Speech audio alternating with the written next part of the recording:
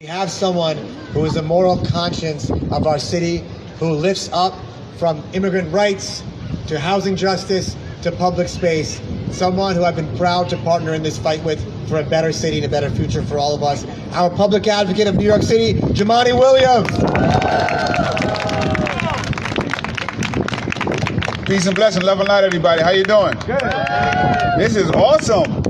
We're gonna pull that sign. When are you pulling the sign? About a half an hour or something? Paseo Park. Well, this is awesome. Hopefully, I don't speak too long. But no, this is awesome. Just congratulations to you, council member, and all the folks who helped bring this to fruition. And I'm not surprised to learn that it started under council member Danny Drum, which, by the way, it shows you the kind of leadership that he is, and the kind of leadership that we all need. We all got to start things that we may not end, but we have to be able to present something that someone else is going to complete. So that's just an awesome leadership. Thank you so much.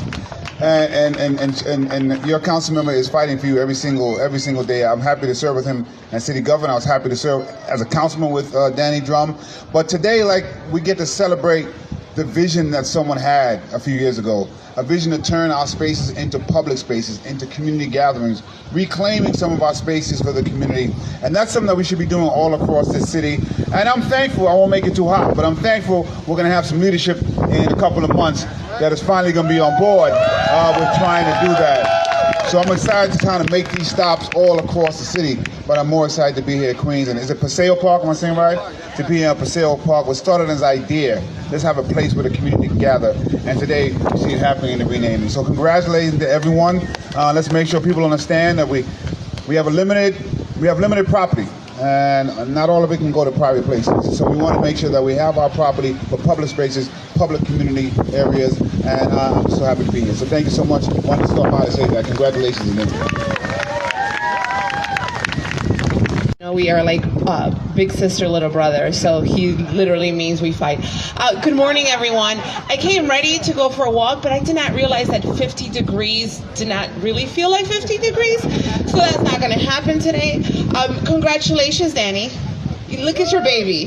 Look at this. You done a good job, Danny. I just want to say thank you to the volunteers. I am so extremely proud to know all of you. The level of commitment that you guys have to our community is not just admirable, it's marvelous. It's just amazing. You know, when it's warmer, I run on these open streets very, very early in the morning, and I've often seen Oscar and Jim and the team just putting out the barricades or telling people stop moving them to make sure that people are safe. And that takes real commitment from community, and that comes from a place that makes Jackson Heights unique.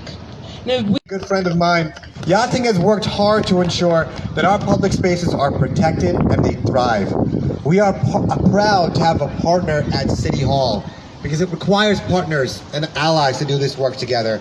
We are proud to have a partner in Yachting that understands the mission here, that understands the work that we are doing, and stands by our side to make sure it's a model for the rest of this city in terms of public space. So it's my honor now to bring up Yachting to say a few words. Thank you so much, Council Member. Good morning, everyone. I will keep my remarks brief. I'm Yachting Liu, the Chief Public Realm Officer for the City of New York. It's been an absolute honor and privilege to be here today, but to be in this role at City Hall over the last 3.5 years. What is incredibly clear to me is that public spaces, it's New York City's secret sauce. It's New York City's secret sauce, full stop. And communities around the city are raising their hands, craving, wanting to work with government, to work with partners, to make these type of spaces possible. And my job in City Hall has been to get us to all say yes. What if government said yes for a change? And it's been incredible to have partners like Emily Weidenhoff at DOT, who's been a brain trust in all of our efforts throughout the city to figure out ways that we can get the bureaucracy to move faster, to be problem solving, to say yes, and to help work with communities to reimagine our spaces. Good morning, Paseo Park. I love speaking it like official. My name is Assemblymember Jessica Gonzalez Rojas. I am so elated to be here because, as others have shared, this park was born out of trauma, out of the fact that we were the epicenter of COVID, and that the fact that we live in a very dense neighborhood, all these apartments, some are very small, and we were quarantined at a moment and at a time where we were yearning connection.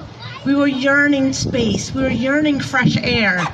And it was the volunteers, so many that are here today, that really pushed and advocated with the support of all of us to close the street and make it an open street. And it was the volunteers every morning, every night that pulled open the barricades and closed it, and people were able to gather.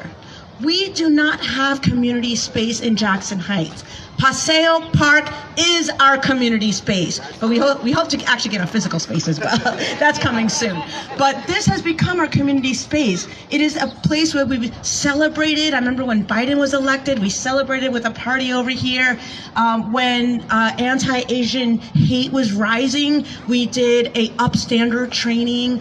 We've done Zumba classes. Nobody has yet mentioned Oscar and Jim dressing up as Santa Claus and reindeer and taking kids on a bike ride up and down the street where we gave out hot cocoa.